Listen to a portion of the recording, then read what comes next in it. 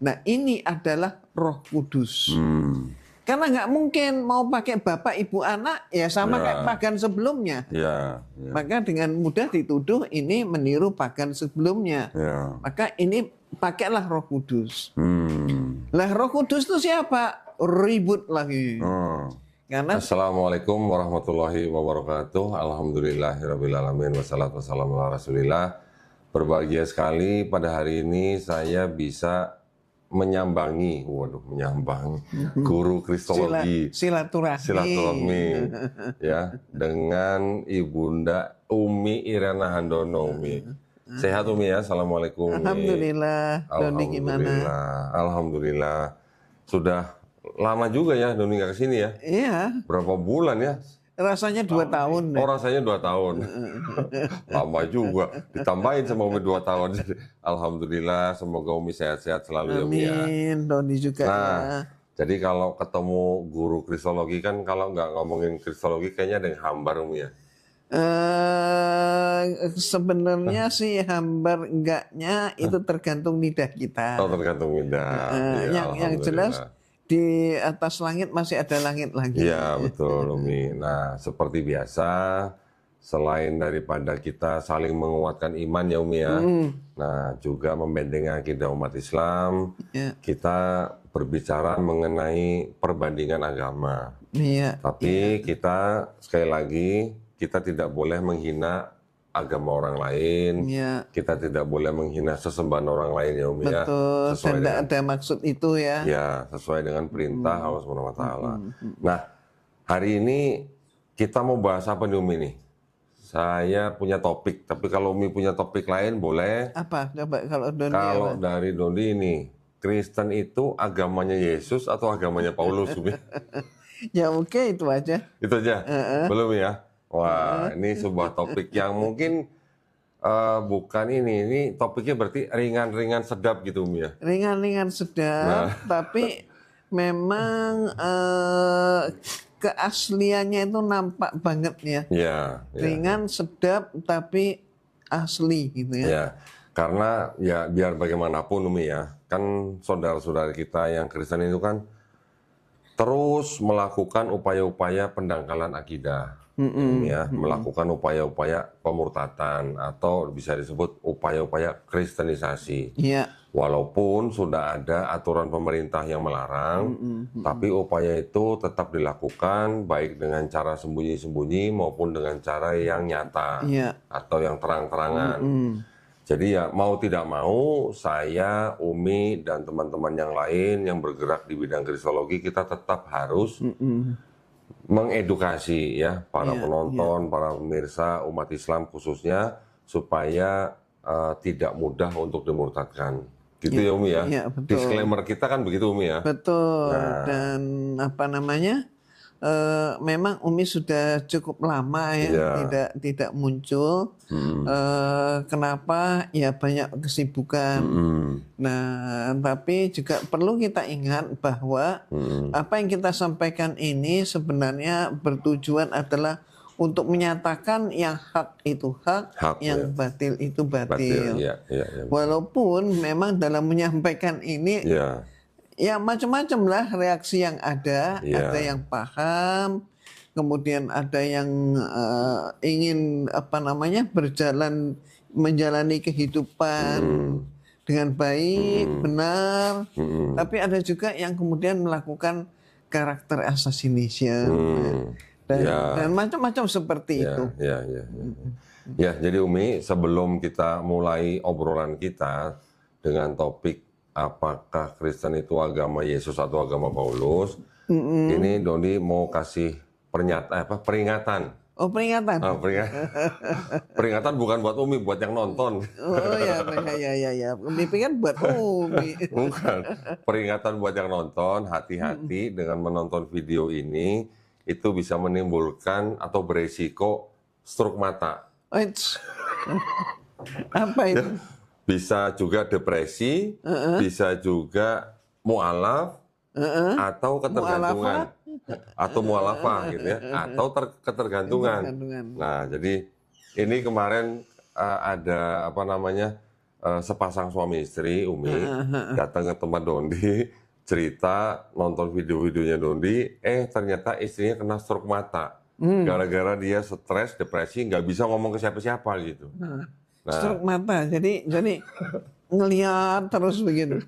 Nggak tahu mungkin, tapi bener sakit fisik matanya. Terus akhirnya sampai dirawat, setelah sembuh baru mereka belajar.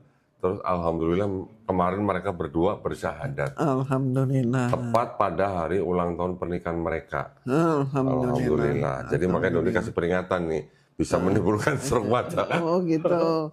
Jadi itu maksudnya ya. Iya, itu maksudnya. Artinya adalah ya sudah ada kejadian. Ada kejadian. Jadi kita ya lebih baik berlapang dada. Iya. Terbuka saja, jujur-jujur saja. Ya, gitu. Terutama jujur kepada diri sendiri, Umi ya. Betul. Nah, ya. Baik, Umi ini ya, Doni udah gak sabar nih bahasnya nih. Jadi kalau tadi ada topik Kristen itu sebenarnya agama Yesus atau Paulus. Nah, menurut pandangan Umi bagaimana? Iya.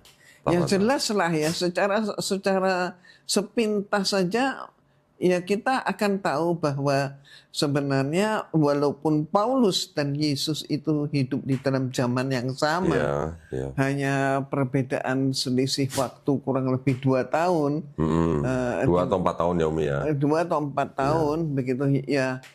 Yesus lebih muda, begitu ya. Tapi mereka berdua ini tidak pernah bersatu. Selalu kalau yang boleh dibilang kalau yang satu ke kanan, yang satu ke kiri. Yang satu ke kanan, yang satu ke kiri. Dan kemudian kita juga di dalam Bible pun tidak pernah dinyatakan bahwa bahwa Paulus itu adalah murid Yesus yang inti. Itu tidak ada. Sama sekali itu tidak ada.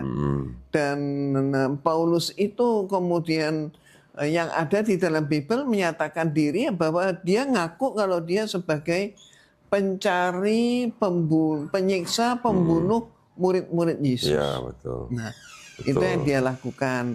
Terus dia melaksanakan yang namanya penobatan. Dan itu terkenal dan sebenarnya bukan itu begitu ya. Kenapa? Karena saksinya pun tidak ada. Tapi keterkaitan Paulus gitu, sampai muncul ini Kristen ini buatan Yesus atau buatan Paulus, itu kita bisa melihat di mana sih sebenarnya Kristen itu ditetapkan. Pertama kali ya. Pertama kalinya. Dan kemudian kita bisa meneliti juga bahwa itu di Kisah Para Rasul ya, maka dinyatakan Paulus, Kisah Para Rasul pasal 11 ayat 26, di mana saat itu Paulus ini berhasil mengajak sebagian daripada murid-murid Nabi Isa yang melalui pendekatan melalui Barnabas, gitu ya. Dan kemudian mereka ini memang selama Nabi Isa ada di tengah-tengah mereka, Nabi Isa melarang mereka untuk keluar dari Yudea. Tapi ini dibawalah ke Antioquia. Antioquia itu sekarang ini ya letaknya di Turki Selatan lah gitu ya. Kalau nggak salah sekarang apa ya? Anatolia. Anatolia, iya. Di sana. Nah kemudian mereka ini Paulus ini mengumpulkan murid-murid Yesus dan berikut dirinya di dalam rumah yang sama selama kurang lebih itu 1 tahun. Dan setelah 1 tahun kemudian mereka menamakan diri bahwa mereka inilah Kristen. Jadi pertama kali disebut Kristen itu adalah peristiwa Antioquia. Jadi mereka berguru pada Paulus selama setahun ya. Terus kemudian tanya jawab ini sebenarnya apa ini kaderisasi? Apa ya? Jadi kayak ini apa? Sekolah khusus gitu ya Umi ya. Sekolah khusus begitu ya. Sekolah khusus ajaran baru gitu ya. Ya, ajaran baru. Bukan tahun baru gitu. Bukan tahun baru, ajaran baru. Ajaran baru, ya. Pola hidup yang baru. Gitu. Dan itu di Antioquia. Pertama kali mereka disebut sebagai Kristen. Tahun berapa itu? Ya itu antara 40 sampai 60 Masehi. Berarti di mana Yesus? Sudah tidak ada. Ya. Sudah tidak ada lagi di situ. Dan itu berarti Paulus belum menulis surat-suratnya, Umi ya? Belum. Ya. Paulus memang nggak cakap tulis-menulis. Ya. Kan surat-surat Paulus itu dianggap paling cepat ditulis baru, yang paling cepat ya. Paling Ada cepat. yang paling cepat bilang kalau nggak salah tahun 48 Nah, Masehi. iya. Sampai akhirnya selesai kira-kira tahun 65 atau 67 Ya, Masehi. sampai sekitar itulah. Sampai Paulus dipenggal katanya. Penggal. Ya. Nah, terus gimana Umi? Setelah di Antioquia setahun, mereka disebut Kristen. Disebut Kristen. Maka Paulus ini mengumpulkan bukan hanya orang Yahudi, tapi orang-orang bangsa lain. Non-Yahudi. Ya. Dan kemudian mulailah dia menampakkan misinya bahwa dia ini beda dengan Yesus, tapi dia menyatakan dia adalah untuk semua bangsa. Gitu. Nah kemudian setelah kita tahu jatuh bangun atau bangkit dan tenggelamnya Yunani Romawi ya, pada abad yang keempat, tepatnya klimaksnya adalah 325 Masehi. Oh ya. Ya, jadi pemikiran Paulus dan penerusnya gitu ya. Paulus kan sudah mati itu tahun ini ya. Dan penerusnya ini kemudian dianggap ini baik. Ya, pada waktu itu jatuh bangun, timbul tenggelam ya. Kenapa? Ya Romawi saat itu sudah diambang kehancuran. Dan informasi yang didapat oleh kaisar saat itu bahwa ya ini antara lain akibat daripada terlalu banyaknya Tuhan. Tuhannya terlalu banyak. Tuhan atau dewa, Umi? Ya maksudnya dewa. Tuhan sama dewa bahasa Inggrisnya sama God ya, Umi ya? Ya gitu. Cuma beda G besar, G kecil ya? Ya. Ya, itu. Jadi terlalu banyak dewa perlu disederhanakan. Nah, kemudian menyederhanakan itu ya kalau nggak mau ribut-ribut, karena contohnya saja ada dewa perang, ada dewa damai, ada dewa siang, ada dewa malam, ada dewa kesuburan, ada dewa dewa kering dan sebagainya, macam-macam gitu ya. Dewi juga ada. Sampai dewa punya anak, anaknya dewa berapa nggak kehitung. Kalau dewa istrinya. Kalau dewa Zeus anaknya 100 Umi. Kalau dewa Zeus kan di Yunani. Kalau di Jupiter. Romawi dewa Jupiter anaknya 14 kalau nggak salah. Oh, 14. Jadi yang selamitan yang dewa Zeus itu. Anaknya 100. Anaknya 100. Ya, terus. Nah, kemudian dipilihlah, tapi kalau mau Tuhan itu satu nggak bisa. Gengsi daripada Romawi itu satu itu punyanya Yahudi. Jadi kalau gitu dua, jangan, kalau dua nggak bisa. Masalahnya apa? Khawatir kalau draw. Oh, draw. Jadi harus ada wasitnya. Ya. Jadi kalau pemungutan suara kan nggak bisa nih kalau 181. Harus ganjil gitu ya. Harus ganjil. Konsekuensinya kalau sampai draw maka berarti kan akan terjadi keributan, perkelahian sampai memuncak kepada pembunuhan. Nah, sehingga sampai ke situ ya. Nah, kemudian kalau begitu yang ganjil yang terkecil. 3 dan pas 3. Karena apa? Ada pagan-pagan yang sebelumnya juga 3. Betul. Dan itu berhasil eksis mereka untuk sementara waktu gitu ya. Jadi 3. Nah, kalau 3, jadi gimana ini formulanya begitu kan? Mereka tidak bisa begitu saja meninggalkan dewa bapak.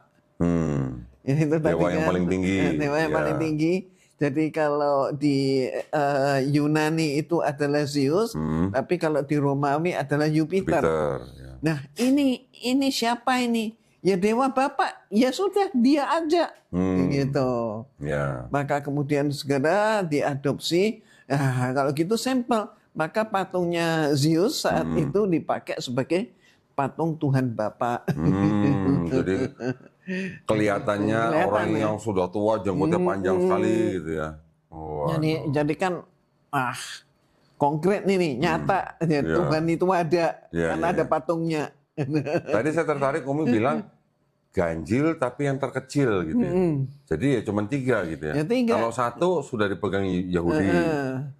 3 yang berarti 3 tuh ganjil yang terkecil. Oh, pantesan kenapa nggak 5, kenapa nggak 7, ya kenapa karena nggak itu. 101 Nah gitu. kalau 101 geger lagi. Kira-kira nggak ada bedanya sama sebelumnya gitu. Ya, gitu. Oke, jadi 3 karena ambil ganjil yang terkecil. Oh, Terus yang kedua siapa?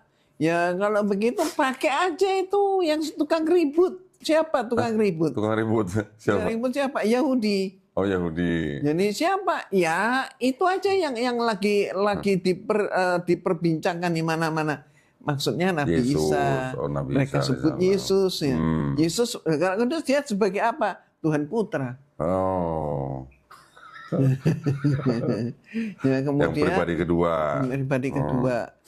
Terus Oke, pribadi terus ketiganya kemudian dari mana, Umi? siapa ini? Nah, akhirnya waktu itu bahasa nggak selesai. Maka dilanjutkan pada momen berikutnya. 381. Siapa ini? 381 memutuskan bahwa nah ini adalah Roh Kudus.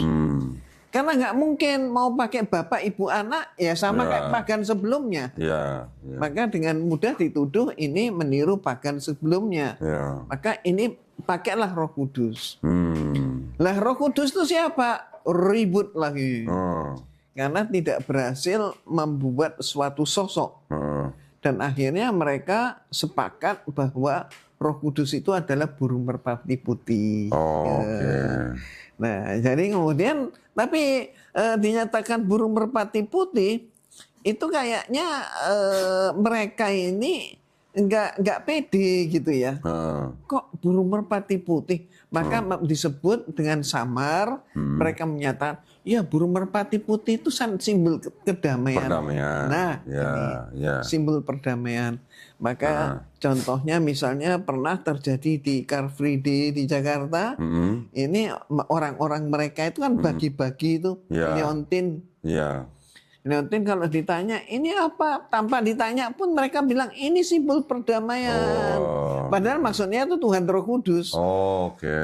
Ya, ya, ya. Tapi kan kesininya dari mereka tetapkan 3 pribadi itu kan mereka tetap klaim bahwa Tuhan mereka kan Esa, Umi. Ya, itulah. Itulah sampai berabad-abad ya, sampai dengan hari ini. Mohon maaf, PR tuh nggak selesai.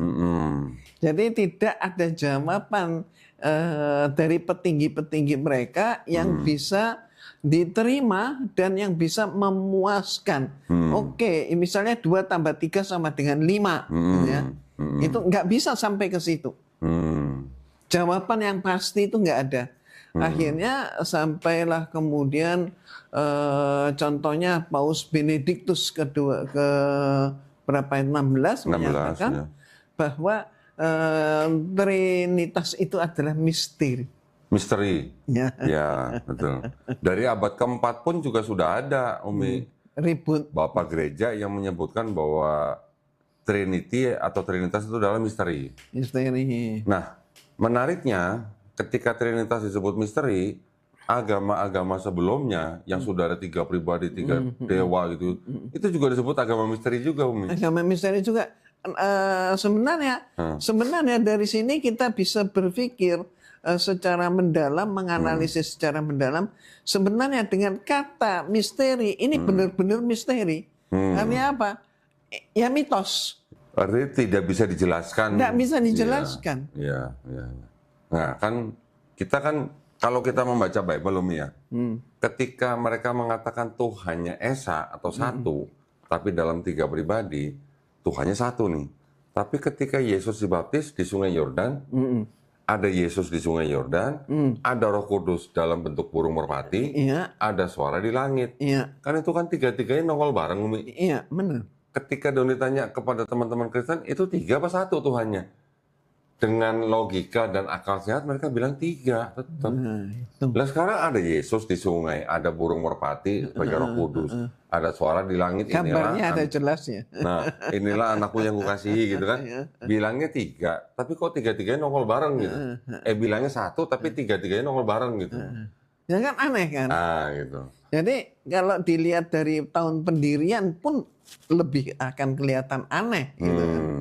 Jadi kalau Yesus dibaptis kan, istilah dibaptis itu istilah yang dipasangkan. Ya, sebenarnya bukan dibaptis, sebenarnya Nabi Isa itu oleh Nabi Yahya sebenarnya itu kan dikucurin air. Ya itulah versi mereka itu untuk berwudu. Disucikan. Tapi dibaptis. Lah padahal pembaptisan itu munculnya tahun berapa? Nggak mungkin ada pembaptisan sebelum munculnya gereja. Nggak mungkin ada pembaptisan sebelum Yesus dikatakan tentang formula Trinitas. Berarti kan minimal di abad keempat baru muncul yang namanya pembaptisan. Gitu ya. Kan aneh ini. Iya. Bagaimana mungkin Yesus dibaptis di Sungai Yordan? Iya. Gitu ya. Nah, ini kan tadi berarti baru sejarahnya ya Umi ya. Umi tadi mengatakan kan Kristen baru timbul di Antioquia ketika Paulus dan Barnabas tinggal di Antioquia selama 1 tahun, baru mereka disebut Kristen ya Umi ya. Barnabasnya tinggal atau enggak tahu. Tapi perantaranya adalah Barnabas untuk si Paulus ini bisa mendekat ke murid-murid Yesus. Tapi berikutnya disebutkan di dalam Bible bahwa yang dipastikan itu di Antioquia itu adalah si Paulus dengan murid-murid itu. Maksud saya gini, Umi. Di Bible disebutkan kan yang Kisah Para Rasul 11 ayat 26 itu Umi, kan mereka disebut Kristen. Tapi ternyata kalau dicek di Codex Sinaiticus. Ada Codex Sinaiticus yang ditulis kira-kira bahasa Aram ya. Yunani yang ditulis kira-kira abad keempat. Ternyata sekarang kan sudah digitalize ya, sudah di-scan semua, sekarang di website sudah ada. Kita cek di dalam Kisah Para Rasul 11:26, ternyata kata Kristen itu berasal dari sebuah kata Kristianos. Tapi ternyata kalau kita perhatikan lagi, kita zoom, kata Kristianos yang ada di Codex Sinaiticus itu ternyata sebenarnya aslinya bukan Kristianos, Umi. Oh, jadi di tip X. Ada yang dihapus. Kemudian bekas hapusannya itu masih kelihatan berbayang gitu. Jadi aslinya sebenarnya huruf eta dihapus sehingga menjadi huruf iota.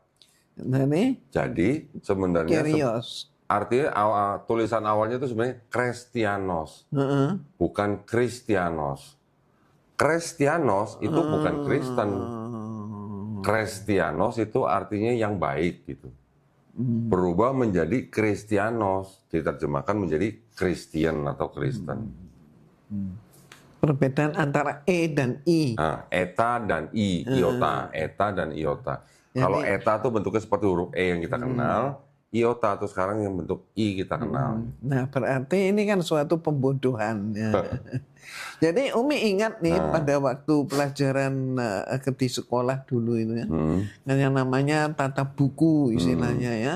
Itu namanya tata buku itu kalau kita sudah memasukkan suatu keterangan apalagi angka, maka tidak boleh dihapus, diurek-urek, enggak boleh. Ditimpa tulisan lain itu tidak sah. Jadi surat-surat itu tidak sah kalau dibuat seperti itu. Minimal harus dicoret, ditandatangani dan dibuat Ya itu yang terjadi Umi ya. Itu yang terjadi. Jadi naskah kitab suci loh. Oke, terus kita lanjut Umi nih. Dari sejarahnya itu, kemudian menuju ke topik utama nih Umi nih. Jadi Kristen itu sebenarnya agamanya Yesus atau agamanya Paulus gitu. Menurut Umi gimana? Ya sekarang kalau kita melihat masa dakwah. Kalau gereja mengatakan dakwahnya Yesus itu 3 tahun.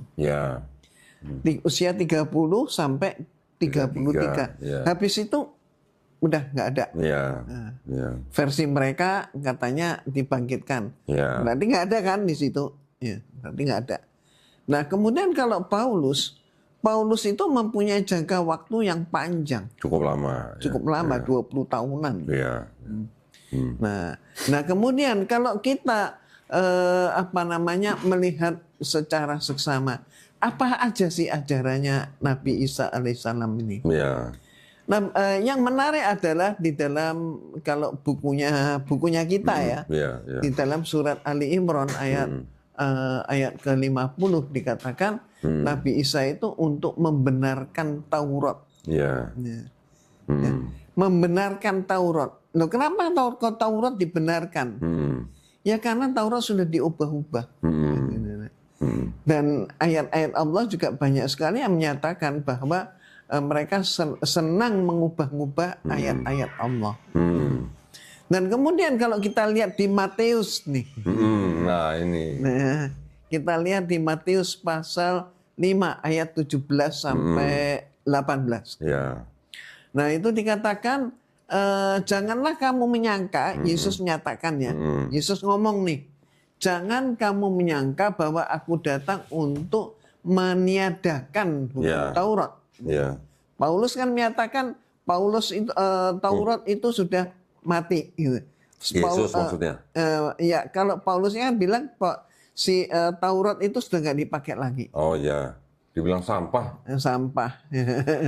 Hukum Taurat adalah sampah. Nah, kalau Yesus mengatakan, jangan kamu sangka, aku datang untuk meniadakan hukum Taurat. Ya. Berarti misinya dia kan berbalik dengan misinya Paulus. Ini kan sudah berseberangan. Iya. Ya kan?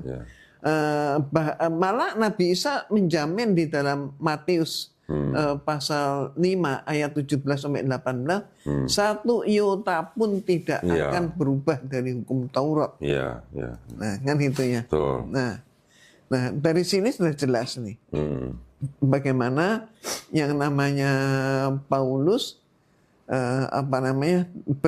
sebenarnya tidak sinkron dengan Nabi Isa alaihissalam. Iya. Dan kemudian kalau kita melihat kemana saja sebenarnya Yesus berdakwah. Nah itu pun beda, berseberangan lagi. Yeah. Nabi Isa menyatakan bahwa kamu hanya untuk domba-domba yang hilang dari umat Israel. Yeah. Dan itu di mana kita bisa lihat? Matius juga ada. Yeah. Matius pasal 10 ayat 5 sampai dengan 6. Yeah. Ya, itu dia sebutkan begitu.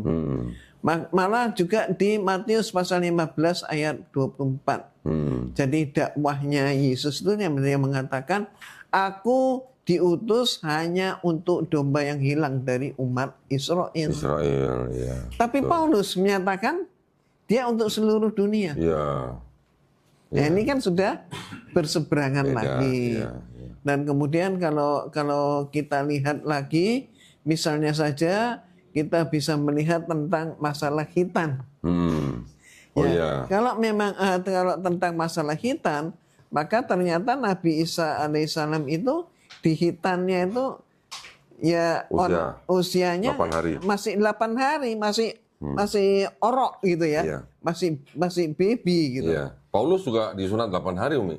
Siapa yang bilang? Ada di Anda keterangannya nih. Nah, tapi kan untuk dia sendiri, Paulus sendiri kan juga sebenarnya mengaku sebagai darah Yahudi. Iya, darah Yahudi dari suku Benyamin. Ya kan? Jadi ibunya darah Yahudi tapi bapaknya Romawi. Bukan, bapaknya dari Yahudi, dari suku Benyamin, ibunya dari Tarsus. Oh, ibunya dari Tarsus. Tarsus Yunani. Nah. Terus tapi nih, disunat pada hari ke-8 Filipi 3 ayat 5 nih. Ya, ini kan Yesus. Bukan, Paulus. Ini Paulus nih ini. Jadi dia mengaku ya sama sebenarnya dia pengikut Taurat yang taat sebenarnya. Tapi ketika dia menjadi warga negara Romawi, bahkan menjadi kepala tentara Romawi yang mengejar-ngejar pengikut Yesus, membunuh dan segala macam. Kemudian setelah dia dapat surat dari imam besar untuk mencari pengikut Yesus di Damsyik, baru dia mengaku melihat cahaya, mendengar suara, terus mengaku bertobat gitu. Setelah bertobat itu dia menjadi pemberita tentang Yesus. Kita coba lihat. Malah ajaran Paulus itu menyatakan sunat atau tidak sunat itu bukan masalah. Justru malah, nah gitu, itu terjadi setelah Paulus mengaku bertobat, dia menjadi memberikan ide-ide baru. Yang tadinya Yesus tidak pernah mengajarkan dosa waris, Paulus jadi mengajarkan dosa waris. Dosa yang dilakukan oleh Adam dan Hawa menjalar kepada setiap manusia. Nah, untuk itu Paulus mengatakan bahwa hukum Taurat yang selama ini dia ikuti, dia berani mengatakan sudah dibatalkan dengan matinya Yesus di atas kayu salib. Jadi semua ditimpakan pada Yesus. Ya, jadi kalau Paulus sendiri sunat, Yesus sunat, ketika Paulus sudah mengajarkan bahwa hukum Taurat itu sudah dibatalkan dengan matinya Yesus di atas kayu salib, Paulus jadi bilang berbedanya begini, kamu kalau sunat, matinya Yesus di atas kayu salib malah jadi tidak berguna. Jadi yang berkembang di masyarakat kita, kebanyakan orang Kristen itu tidak bersunat. Kemudian ketika ditanya, kenapa kamu tidak bersunat? Ya, karena sunat itu sudah dibatalkan oleh Paulus. Karena sunat itu adalah budaya Yahudi. Jadi kemudian ya sunat di dalam Kristus. Nah ini betul. ada istilah sunat di dalam Kristus. Sunat hati. Sunat hati. Jadi fisiknya nggak usah sunat. Makanya orang Kristen juga nggak sunat. Gitu. Tapi kalau perpuluhan ada perpuluhan hati nggak, Umi? Perpuluhan dompet. Kalau sunat ada sunat rohani, perpuluhan ada perpuluhan rohani nggak, Umi? Hatinya ya. Hati. Nah nih, kalau di Filipi 3, Paulus bilang, Filipi 3 pasal 4 ya, sekalipun aku juga ada alasan untuk menaruh percaya pada hal-hal lahiriah, jika ada orang lain menyangka dapat menaruh percaya pada hal-hal lahiriah, aku lebih lagi disunat pada hari ke-8 dari bangsa Israel. Jadi Paulus dan Yesus sebenarnya sama-sama disunat pada hari ke-8. Karena mereka kan bangsa Israel, bangsa Yahudi. Nah, cuman ya itu setelah insiden Paulus mengaku melihat cahaya mendengar suara pada waktu dia melakukan perjalanan ke Damsyik, semenjak itulah ajarannya Paulus jadi malah berbeda dengan apa yang dia yakini selama itu. Gitu. Malah berbeda dengan apa yang diajarkan oleh Yesus. Nah terus coba, itu tadi berapa 1 Korintusnya? Yang tadi, yang sunat. Filipi 3 ayat 5. Coba pasal 1 ayat 1. Filipi? Oh iya, Filipi 1 ayat 1. Dari Paulus dan Timotius. Nah ini, berarti ini kan ajarannya Paulus. Iya. Memang Filipi kan surat Paulus gitu. Nah, jemaat. Berarti sebenarnya Paulus itu berapa banyaknya di dalam Perjanjian Baru dengan surat-surat yang dilampirkan di Perjanjian Baru itu bisa kita lihat adalah sekitar 70% ajarannya dia. Dari 27 buku di dalam Perjanjian Baru dianggap ada 13 yang ditulis oleh Paulus. Ada yang bilang 14 dengan kitab Ibrani. Tapi Ibrani sudah hampir semuanya bilang itu bukan tulisan Paulus. Dari 13 surat Paulus yang di Perjanjian Baru, ternyata Umi, menurut ahli-ahli Perjanjian Baru juga, dari 13 itu yang dianggap benar-benar ditulis oleh Paulus hanya 7. Yang 6 ditulis oleh Paulin. Paulin adalah orang-orang yang mengikuti pemikiran Paulus. Parah kan? Nah, jadi sebenarnya ini ada percampuran antara tulisan Paulus sendiri dan orang-orang yang mengikuti pemikiran Paulus. Ini yang menjadi ajaran baru yang sekarang diikuti oleh saudara kita yang Kristen. Iya, jadi berarti Nabi Isa setelah Nabi Isa nggak ada, udah dirubah sama Paulus. Setelah dirubah sama Paulus, pengikut Paulus pun merubah. Jadi makanya kalau kita nyatakan berbahagialah umat Islam yang tidak pernah membuang atau berpikir untuk membuang naskah asli, teks asli, dan apalagi diterjemahkan demikian saja. Sementara mereka ini menerjemahkan demikian saja. Dan ternyata kita lihat nih, simpang siurnya. Banyak sekali umat yang tidak paham tentang hal ini. Umat mereka itu tidak paham tentang hal ini. Dan seolah-olah semuanya itu ya dilakukan kalau ada pertanyaan ya semata-mata untuk pembelaan saja. Dan ini berhasil. Mereka berhasil dengan mengubah-ubah itu. Maka Kristen bertahan sampai hari ini ya karena berhasil mengubah-ubah itu. Tapi mohon maaf, kalau kita lihat sebaliknya adalah betapa mohon maaf menjadi tidak asli lagi ajaran-ajaran itu. Dan yang masih murni hanya ada satu, yaitu Al-Qur'an. Nah, Umi, tadi Doni tertarik gini. Kan kalau kita baca di 4 gospel, Matius, Markus, Lukas, Yohanes, dibandingkan dengan surat-surat Paulus. Ini kan ada sesuatu yang berbeda secara kontras. Iya.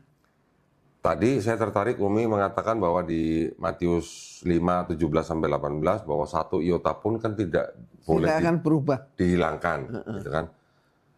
Nah, di dalam Matius juga, Yesus juga menyuruh atau memerintahkan bangsa Israel itu untuk apa? Mengikuti ajaran orang Farisi. Nah, dikatakan lagi di Matius 23 ayat 1, kan gini tulisannya ini, saya bacakan aja. Ini dianggapnya kan perkataan Yesus kepada bangsa Israel, gitu kan? Bunyinya kira-kira begini. Maka berkatalah Yesus kepada orang banyak, nah orang banyak ini berarti kan orang Israel, dan kepada murid-muridnya, pada murid-muridnya Yesus sendiri, katanya, ahli-ahli Taurat dan orang-orang Farisi telah menduduki kursi Musa. Kalau boleh diartikan, ini kan berarti kan orang Farisi dan ahli Taurat ini sudah menduduki kursi Musa, artinya sudah menggantikan Musa yang sudah tidak ada, gitu kan? Sebab itu turutilah dan lakukanlah segala sesuatu yang mereka ajarkan kepadamu. Yesus memerintahkan orang banyak dan murid-muridnya untuk mengikuti dan melakukan apa yang ahli-ahli Taurat dan orang-orang Farisi ajarkan kepadamu. Yang diajarkan sama ahli Taurat dan orang Farisi kan Taurat. Pasti Taurat dong, ya. Berarti kan Yesus sebenarnya memerintahkan murid-muridnya dan bangsa Israel untuk mengikuti hukum Taurat. Betul kan? Terus ada lagi yang lain. Nah, tetapi janganlah kamu turuti perbuatan-perbuatan mereka karena mereka mengajarkannya tetapi tidak melakukannya. Di lain pihak, Yesus juga mengkritisi ahli Taurat dan orang Farisi bahwa mereka adalah orang munafik. Mereka mengajarkan tapi tidak melakukannya. Tapi kan di luar atau terlepas dari orang Farisi atau ahli Taurat itu munafik atau tidak, yang diperintahkan Yesus kepada bangsa Israel adalah untuk mengikuti ajaran ahli Taurat dan orang Farisi, artinya mengikuti hukum Taurat. Mengikuti hukum Taurat. Tetapi di Efesus 2 ayat 15, Paulus mengatakan bahwa dengan matinya Yesus di atas kayu salib, hukum Taurat itu sudah dibatalkan. Betul kan, Umi? Berarti kalau begitu kan gimana ya? Berarti kan ada yang baru ya berarti ya? Ya, jadi kan berarti kalau seperti itu sebenarnya Paulus inilah yang membuat cerita-cerita ya tentang kematian Yesus, tentang penebusan dosa ini ya. Sehingga dia memunculkan ajaran yang baru. Lah sekarang ini tutuplah gitu kan. Ini tutup, sekarang yang dipakai yang ini aja. Enggak, maksud Doni gini, hukum Taurat itu yang menurunkan siapa? Kan Tuhan yang Maha Esa ya, Umi ya? Iya. Kepada Nabi Musa alaihissalam kan, untuk bangsa Israel kan. Iya. Hukum yang diturunkan oleh Tuhan ini di seluruh perjanjian lama kita baca tidak pernah dibatalkan oleh Tuhan itu sendiri. Tidak pernah. Tidak pernah dibatalkan oleh Elohim itu sendiri kan, Umi? Tidak pernah. Kok tiba-tiba ada manusia yang berani membatalkan gitu? Ya itu hebatnya, tanda kutipnya. Iya, maksudnya kita fair-fairan aja, kita bukan berarti kita membenci saudara kita, ya, bukan ya? Atau menertawakan. Atau menertawakan enggak. Kita akan membacanya kan secara utuh nih, satu kitab nih. Dalam kitab ini ada perjanjian lama yang kurang lebih tebalnya segini nih. Ini yang tebal ini perjanjian lama, yang tipis perjanjian baru. Di dalam seluruh perjanjian lama ini, yang disebut dengan hukum Taurat itu sudah diturunkan dari Tuhan Yang Maha Esa kepada Nabi Musa untuk bangsa Israel. Di sini tidak pernah dibatalkan oleh yang memberikan hukum Taurat itu. Tiba-tiba ketika di perjanjian baru ada orang yang mengaku rasul, Paulus, mengatakan bahwa hukum Taurat yang di sini tuh sudah dibatalkan dengan matinya Yesus di atas kayu salib. Yang ngomong Paulus. Yang ngomong Paulus, padahal Yesus sendiri juga mengatakan, jangan kamu menyangka aku datang untuk meniadakan hukum Taurat. Aku datang bukan untuk meniadakan, tapi untuk menggenapi. Satu iota itu kan satu huruf yang paling kecil ya, Umi ya, di dalam Ibrani. Itu tidak boleh dihilangkan gitu. Udah gitu ada tambahan begini, Umi. Lebih mudah langit dan bumi runtuh daripada satu iota dihapus gitu, atau dihilangkan. Nah, maksudnya dari mana Paulus ini memperoleh otoritas untuk membatalkan hukum Taurat? Gitu? Ya, ya. Kan itu ya, harus jadi pertanyaan ya, Umi ya. Betul, betul. Dan kalau misalnya ditanya seperti itu, maka mereka tuh akan menjawab juga. Ya karena Paulus sudah bertobat dan terjadilah peristiwa di perjalanan ke Damaskus. Ya. Ya di Damaskus itu kalau kita mau mencari di dalam Bible, di dalam Bible yang 4 ini kecuali Yohanes ya tidak menyatakan, tapi 3 ini menyatakan. Ada Bible yang menyatakan bahwa dia melihat tapi tidak mendengar. Saksinya loh, saksinya ini yang Paulus, Damaskus. Yang Paulus, Umi, bukan di 4 Gospel, di Kisah Para Rasul, Umi. Ya, itu adanya di situ. Ya. Tapi kalau kita lihat rujukannya, di 3 ini, yang satu mengatakan dia melihat, tapi tidak mendengar. Oh, gini, Umi. Yang itu adanya di Kisah Para Rasul, ada 2 cerita di dalam Kisah Para Rasul, yaitu Kisah Para Rasul pasal 9 dan pasal 22. Ya, Pasal 9 dan pasal 22 itu keterangannya ada kontradiksi. Kontradiksi memang. Ada yang bilang Paulus kan Paulus kan melihat cahaya mendengar suara.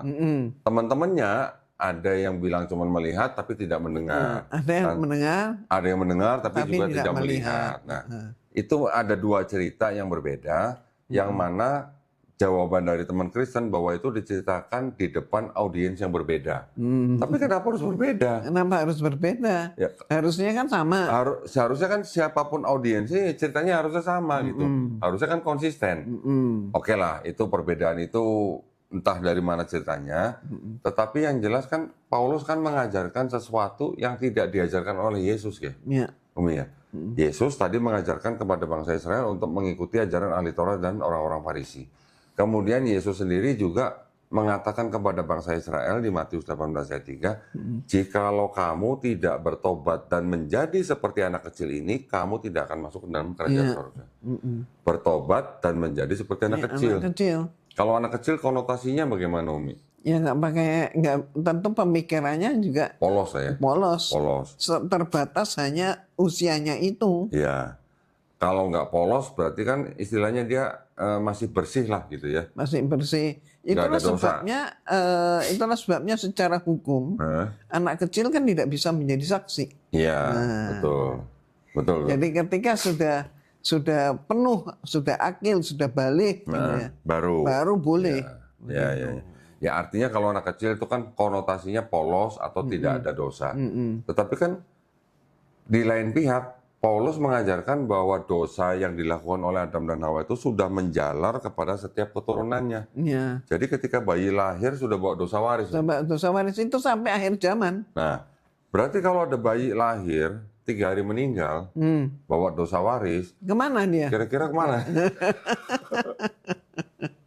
ya ini yang sangat berbeda ya dengan ajaran agama kita, bahwa semua anak yang lahir, anak siapapun, walaupun dia anak pelacur yang tidak diketahui bapaknya, anak itu, bayi itu adalah bayi yang suci, bayi yang fitrah. Ya, betul. Jadi kan istilah haram itu untuk anak bayi itu tidak ada. Yang haram itu ya perbuatan yang dilakukan si laki dan perempuan. Iya, betul. Nah, jadi kan kalau kita melihat lagi dari sisi lebih utuh lagi, Yesus sendiri yang Umi tadi bilang bahwa Yesus melayani diperkirakan selama 3 tahun, atau ada yang bilang 3,5 tahun. Yesus sendiri juga tidak pernah mengucapkan kata Kristen. Nggak pernah. Atau mengajarkan agama Kristen. Atau menyebut aku Tuhan, nggak pernah juga. Menyebut aku Tuhan sudah jelas. Tetapi yang jelas, ketika Paulus dan Barnabas dan murid-muridnya 1 tahun di Antioquia, baru mereka disebut Kristen. Berarti kalau begini, pertanyaan Dondi gini, kalau begitu apakah Yesus pernah mengajarkan agama Kristen? Nggak pernah. Berarti kan nggak pernah. Nggak pernah. Nah, berarti kalau gitu Kristen ini ajaran Yesus atau ajaran Paulus? Ya Paulus. Paulus. Nah. Umi jawabnya, ya Paulus. Nah, kan gini lagi Umi. Ya, kita kan cuma tinggal aja baca teks ya Umi ya. Kita hanya baca teks. Yesus sendiri kalau nggak salah kan pernah mengatakan di Matius 23 ayat 15. Nah, kita kembali. Ini Dodi sharing nih ya Umi ya. Ada ayat bunyinya begini. Matius 23 ayat 15. 15. Celakalah kamu. Ahli-ahli Taurat, ini ya seperti tadi yang Dodi baca dari ayat 1. Celakalah kamu hai ahli-ahli Taurat dan orang-orang Farisi, hai kamu orang-orang munafik, sebab kamu mengarungi lautan dan menjelajah daratan untuk mentobatkan satu orang saja menjadi penganut agamamu, dan sesudah ia bertobat, kamu menjadikan dia orang neraka yang 2 kali lebih jahat daripada kamu sendiri. Ini kritikan atau teguran atau peringatan Yesus kepada ahli Taurat dan orang-orang Farisi. Jadi mereka dikatakan mereka mengarungi lautan untuk menobatkan satu orang, tapi ketika orang itu sudah bertobat, orang itu malah lebih jahat 2 kali lipat daripada orang-orang Taurat dan ahli Farisi. Paulus orang Farisi bukan? Orang Farisi juga. Iya. Ya kan? Ada di Filipi 3 ayat 5 yang tadi. Iya. Juga Paulus juga ahli Taurat. Ada di Filipi 3 ayat 6. Nah, kita langsung baca aja. Disunat pada hari ke-8 dari bangsa Israel, dari suku Benyamin, orang Ibrani asli, tentang pendirian terhadap hukum Taurat. Orang Ibrani asli gimana? Terusnya gini, tentang pendirian terhadap hukum Taurat, aku orang Farisi, Filipi. Ini berarti kan tulisannya Paulus. Tentang kegiatan aku penganiaya jemaat, tentang kebenaran dalam mentaati hukum Taurat, aku tidak bercacat. Berarti Paulus mengaku sebagai orang Farisi, juga sebagai ahli Taurat. Paulus bilang, Yesus bilang di Matius 23:15 tadi, celakalah kamu. Kamu mengarungi lautan untuk menobatkan satu orang, tapi ketika orang itu bertobat, orang itu akan 2 kali lebih jahat daripada kamu. Dikatakan orang Farisi menciptakan orang neraka. Ini satu poin ya. Yang kedua, Paulus mengaku rohnya bisa di mana-mana. Gimana Om ya? Kalau jadi kalah dong yang naik turun surga. Enggak, kalau di dalam Islam kan kita memahaminya kan roh manusia ya cuman di tempat kita sekarang ketika kita hidup. Iya. Ketika kita sudah mati, roh itu udah terpisah dengan jasad kita. Roh itu kan tidak akan kemana-mana ya, pasti kembali kepada penciptanya kan Om ya. Iya. Tapi Paulus mengatakan di 1 Korintus 14:25. Ini bukan aja nih. 1 Korintus 14:25. Ini terjemahan baru ya Umi ya. Nanti di terjemahan lama ada yang lucu nih Umi. 25. Segala rahasia yang terkandung di dalam hatinya akan menjadi nyata sehingga ia akan sujud menyembah Allah dan mengaku sungguh Allah ada di tengah-tengah kamu. Ini adalah dianggap tulisan Paulus. Menurut Paulus Allah ada di tengah-tengah kamu. Ya, kan di mana-mana orang Kristen juga bilang Tuhan itu maha hadir bisa di mana-mana. Ini klaimnya Paulus pertama. Nah sekarang kita lihat yang di 1 Korintus 5 ayat 7. Nah, sama-sama di 1 Korintus nih. Sebab aku sekalipun secara badani tidak hadir, tetapi secara rohani hadir. Aku sama seperti aku hadir telah menjatuhkan hukuman atas dia yang telah melakukan hal semacam itu. Ini terjemahan baru. Terjemahan lama bunyi begini. Adapun aku ini sungguh pun diriku tiada hadir, tetapi rohku hadir. Waduh, hebat jadi banget. Jadi rohnya bisa di mana-mana ini. Hebat ya. Maka sama seperti aku hadir, sudahlah sedia hukumanku atas orang yang mengerjakan sedemikian ini. Berarti Paulus mengaku rohnya bisa di mana-mana. Hebat. Ngarang. Gimana kalau begitu? Enggak, maksudnya gimana ya kok bisa gitu manusia mengaku rohnya bisa kemana-mana gitu? Ya itulah. Berarti dia mau menyamakan dirinya dengan Tuhan atau bagaimana Umi ya?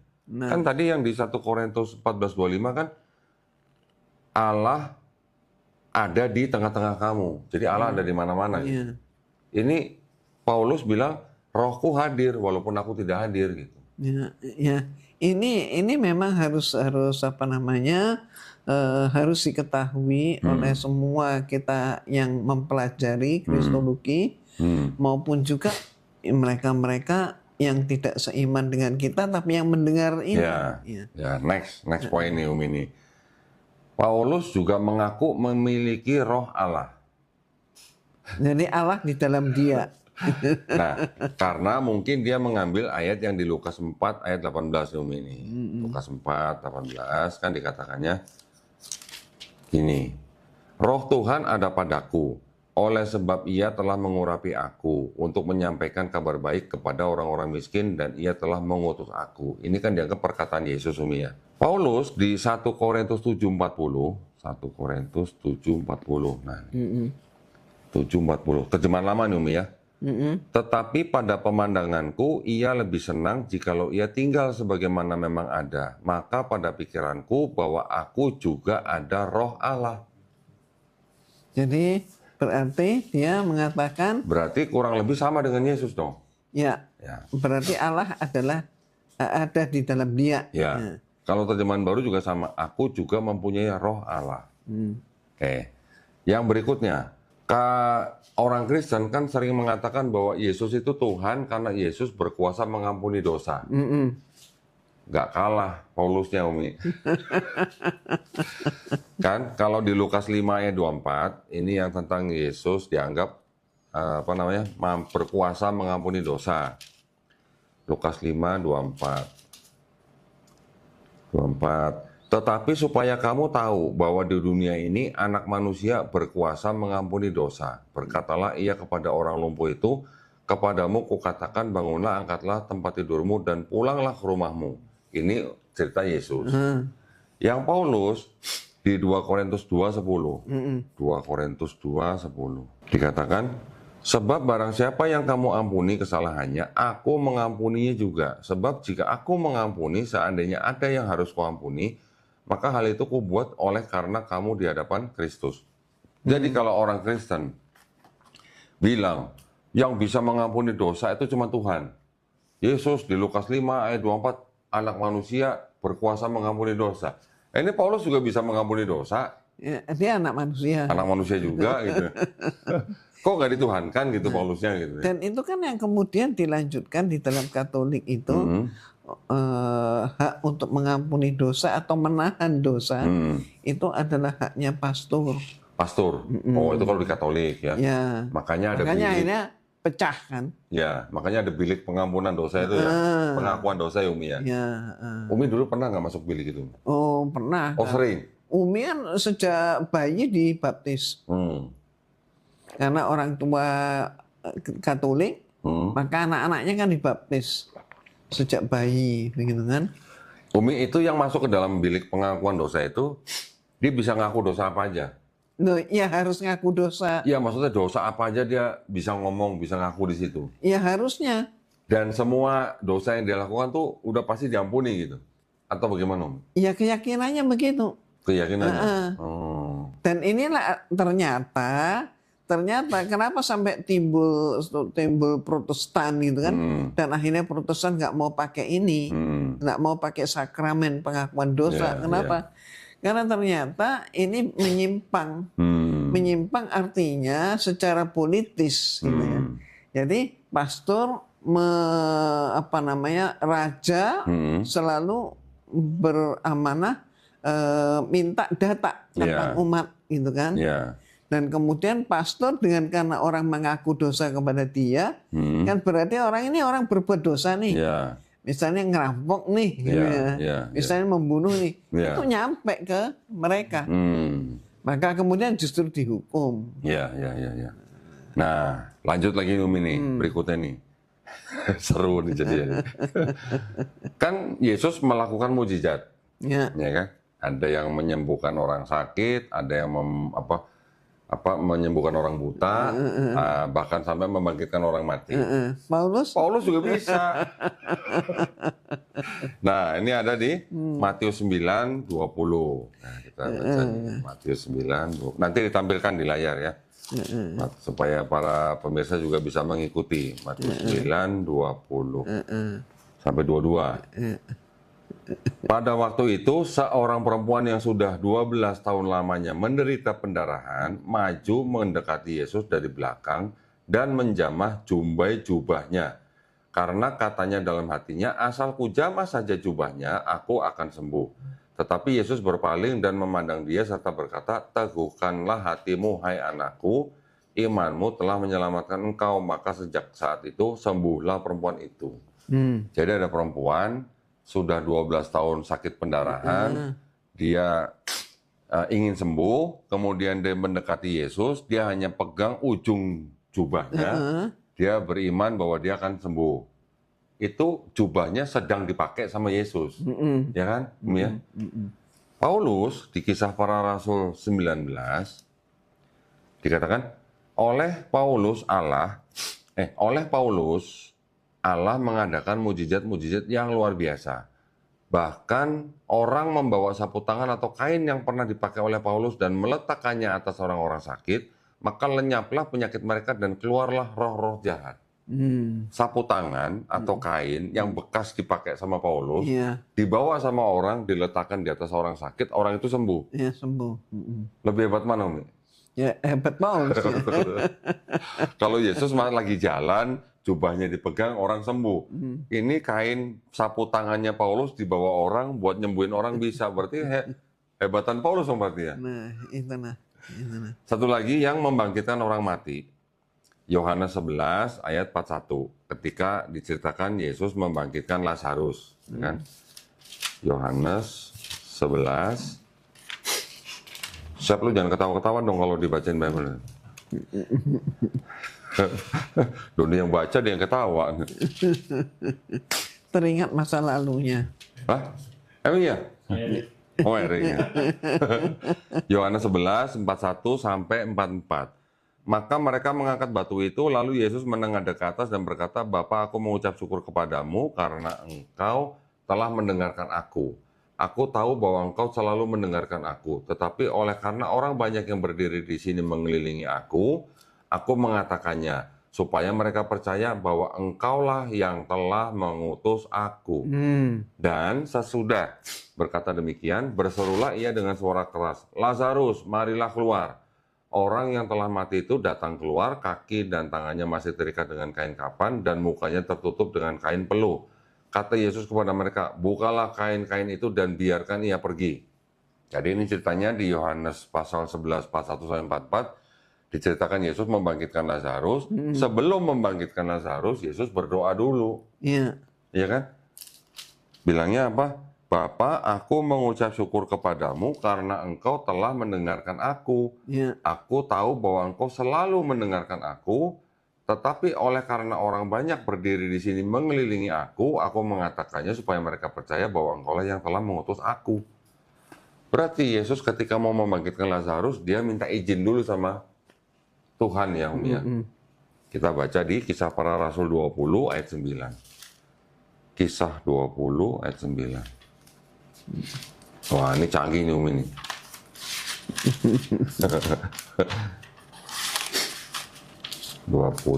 ayat 9 sampai 10.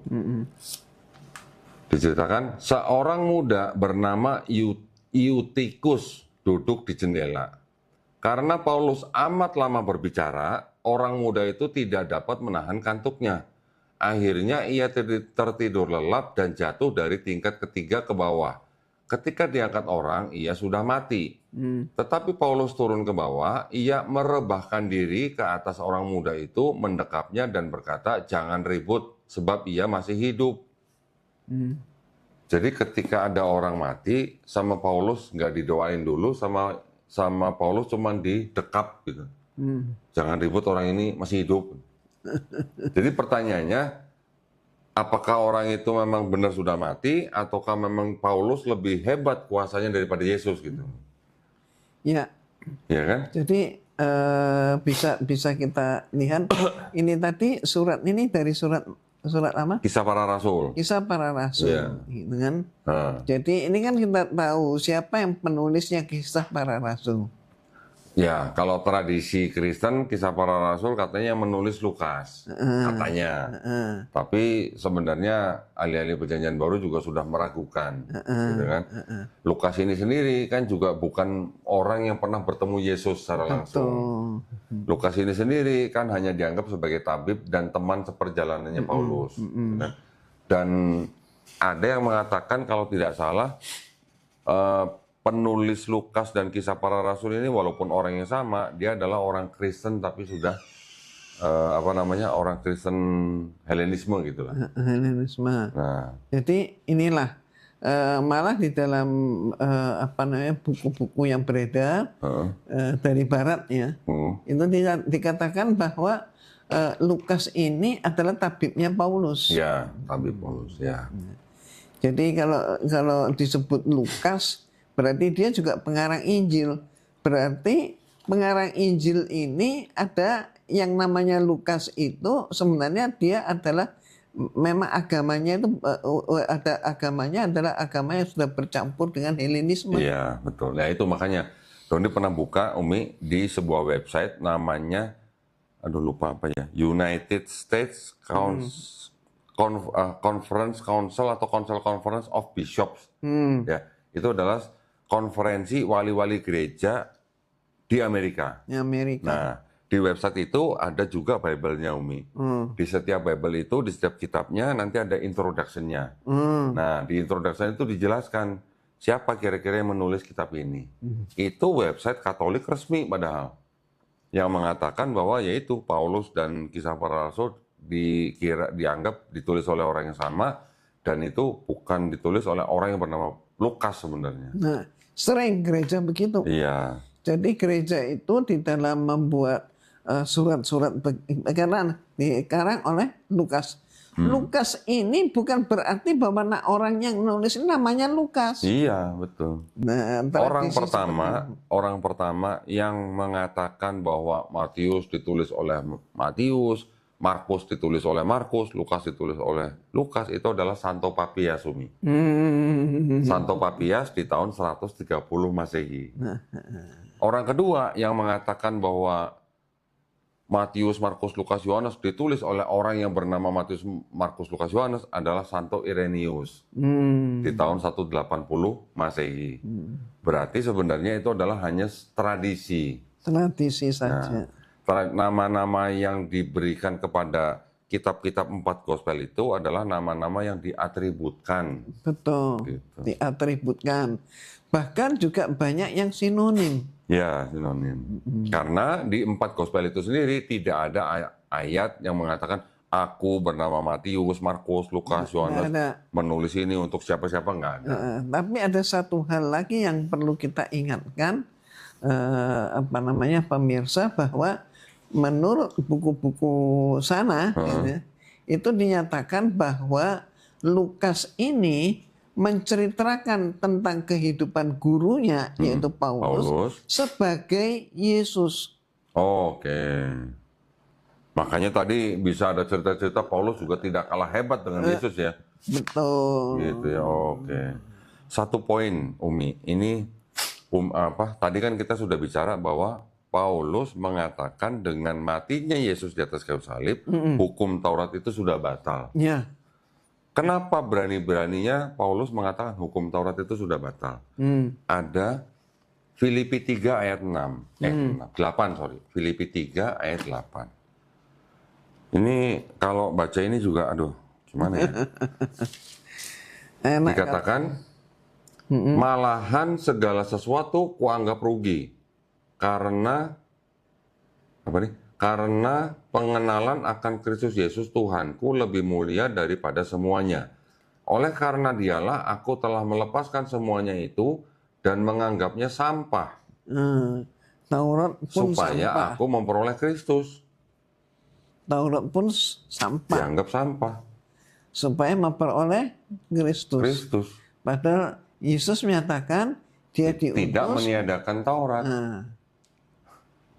bertentangan terus. Ya, ini kita hanya membacakan teks. Kita bukan berarti menafsirkan masing-masing ayat itu. Ya. Apa yang tertulis di teks itu kita hanya bacakan dan kita nanti perlihatkan di layar. Jadi nanti para pemirsa juga bisa melihat sendiri apa yang tertulis di dalam Bible ini, gitu ya. Bukan berarti kita membenci saudara-saudara kita yang Kristen, bukan. Keluarga saya juga masih Kristen semua. Tapi dalam arti kita memberikan edukasi ini, Umi dan saya, kepada para pemirsa, tujuannya tidak lain, tidak bukan adalah untuk membentengi akidah umat Islam supaya tidak mudah dimurtadkan. Ya. Dan sekaligus juga informasi bahwa Islam itu tidak seperti yang digambarkan. Dan ternyata ini adalah suatu informasi bahwa betapa yang namanya kitab-kitab yang lain, termasuk Bible itu sudah diubah-ubah sedemikian rupa. Banyak orang yang nggak ngerti dari kalangan Muslim maupun juga dari kalangan mereka. Mereka pikir kalau disebut Injil gitu ya, kalau disebut Injil ya berarti satu Injil itu keseluruhan, itu tidak benar. Kalau disebut Injil berarti Injil itu kan bagaimana mungkin? Itu kan Injil itu firman Allah kepada Nabi Isa. Apa mikiran definisi di dalam Islam nggak bisa kita pakai di dalam mendefinisikan di dalam Kristen. Ya. Dondi punya definisi begini, Umi. Ini kalau Dondi salah tolong dikoreksi, Umi ya. Taurat, Zabur, Injil yang disebutkan dalam Quran itu adalah wahyu-wahyu yang diturunkan Allah SWT kepada Nabi dan Rasulnya untuk Bani Israel pada zaman itu. Betul nggak? Benar. Jadi kalau disebutkan wahyu, itu kan bentuknya kan belum tentu harus berbentuk buku. Wahyu itu kan pesan atau pengetahuan yang diterima langsung oleh si Nabi. Ketika Nabi mengajarkan kepada umatnya atau kaumnya, nah itulah wahyu yang disampaikan kepada umatnya. Pesan pengetahuan yang diteruskan kepada umatnya. Jadi pertanyaannya adalah, apakah Taurat, Zabur, Injil yang disebut dalam Quran itu Bible-nya orang Yahudi dan Bible-nya orang Kristen? Pertanyaan Dondi begitu. Nah, kalau menurut Dondi itu bukan. Taurat, Zabur, Injil yang disebut dalam Quran itu bukan Bible-nya orang Yahudi, juga bukan Bible-nya orang Kristen. Apalagi di dalam Bible-nya orang Kristen, 2/3-nya punya Yahudi. Nah, jadi ketika umat Islam melihat misalnya sebuah kitab, ada tulisannya begini.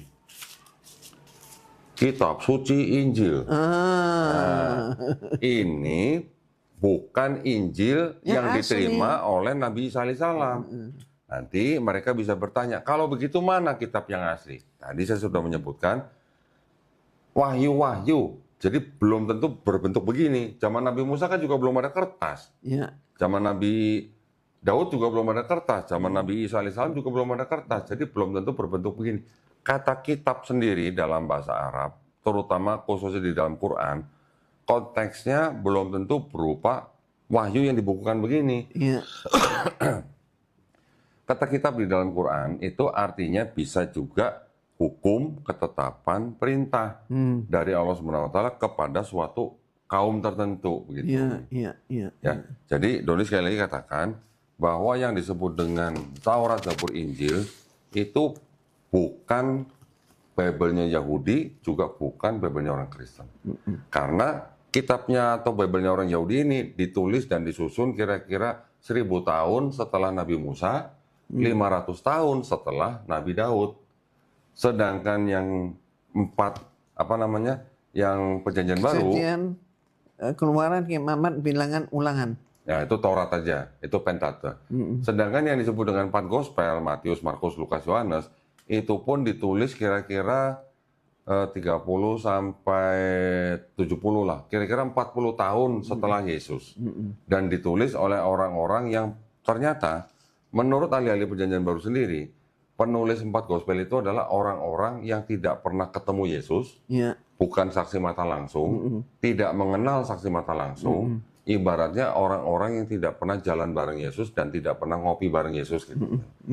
Istilahnya begitulah. Betul. Nah, jadi kita umat Islam hati-hati jika kita melihat ada kitab tulisannya di sini Injil, nanti ada kitab di sini tulisannya Taurat misalnya.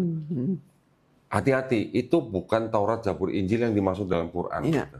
Kalau kita mau tahu di mana Taurat yang asli, justru adanya dalam Al-Quran. Di dalam Quran sudah terangkum semua. Iya, semuanya ada di situ. Iya, betul Umi. Alhamdulillah. Ada lagi Umi mungkin yang mau disampaikan atau mungkin pesan-pesan buat pemirsa gitu? Secara sederhana aja, hidup kita cuma satu kali kan. Iya. Dan pendek lagi. Pendek. Kita nggak bisa hidup lagi kan. Iya. Jangan main-main. Iya betul. Buat hidup kok coba-coba gitu ya. Nggak ada, jangan coba-coba. Iya iya. Iya. Ya, obat aja kita nggak mau coba-coba. Iya betul. Apalagi kehidupan. Ya, Jadi ya, ayo sekarang kita pikir. Iya. Sudah saatnya untuk menentukan. Tuhan yang Maha Esa pasti cuma satu, Ya. karena kalau dua tadi kata Umi bisa berantem, bisa draw, harus ada wasitnya. Jadi Tuhan pasti cuma satu, dan nggak mungkin Tuhan Sang Pencipta atau Tuhan yang Maha Esa ini menurunkan perintah yang berbeda-beda. Ya. Maksudnya perintahnya bisa sesuai dengan zamannya. Tetapi ketika sudah final, ya sudah itu untuk semua manusia gitu, ya kan? Dan nggak mungkin juga ibaratnya Tuhan Sang Pencipta ini menurunkan hukum dan ketetapan yang berbeda-beda untuk satu jenis manusia yang sama. Iya. Atau membatalkan. Tuhan itu nggak pernah, karena sifat Allah itu adalah maha benar. Iya.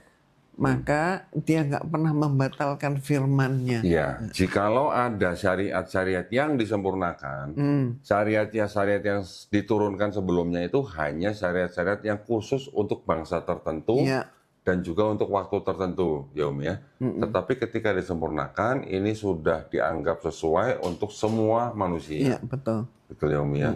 Alhamdulillah Umi ya. Kita termasuk orang-orang yang berserah diri hanya kepada Allah Subhanahu wa taala. Amin. Terima kasih banyak Umi, Sama-sama Doni, alhamdulillah. Semoga sehat selalu. Amin. Mudah-mudahan obrolan kita bisa menjadi dakwah buat teman-teman kita semua. Iya.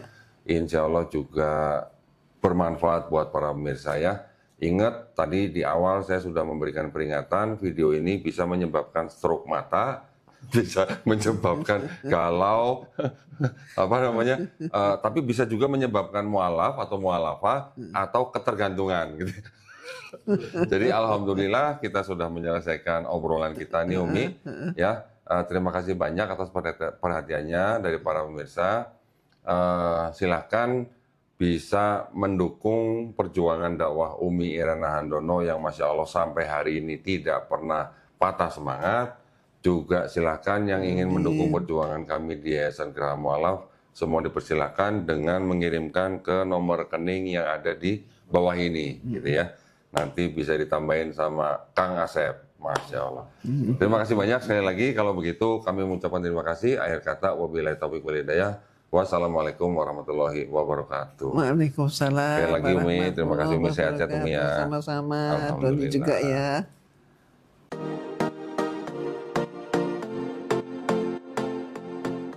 Woi, bangun woi, sahur. Sahur. Enggak ada ngomong. Sahur. Ngerik. Udah jauh kayaknya dari di dorong. Itu sudah sampai di Jericho itu. Hongkong gitu. Sampai Hongkong gitu udah. Maksain Pak. Alhamdulillah. Kang Erik.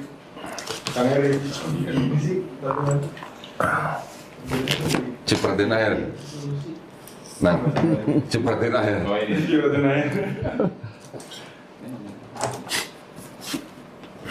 Gak ada tombolnya. Bingung. Gak ada tombolnya. Karena ini beri.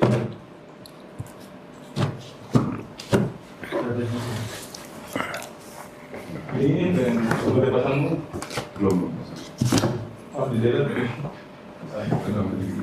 Kalau pakai ini bisa 20 juta. Kalau langsung dari satu kamera. Dua ya, duanya Ya lebih ringan sedikit. Nanti sore juga insya Allah ada musadat nih. Alhamdulillah. Alhamdulillah. Udah nih, berarti saya baca dulu. Alhamdulillah. Kang ini.